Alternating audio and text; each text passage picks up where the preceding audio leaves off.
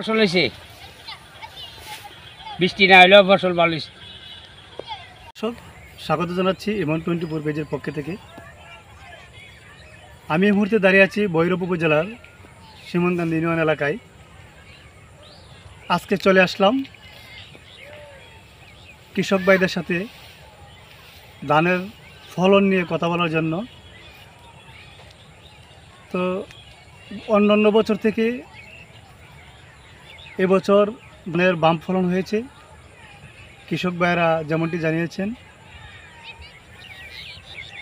ধানের বাম্পার ফলনে কৃষকের মুখে আসলেই এবছর হাসি ফুটেছে।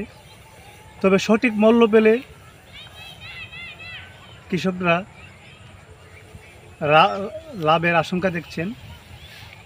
সঠিক মূল্য যদি পাই, এবার যে ধানের যে বাম্পার ফলন হয়েছে তারা অনেক খুশি। তো আজকে চলুন কৃষক ভাইদের সাথে কথা বলি।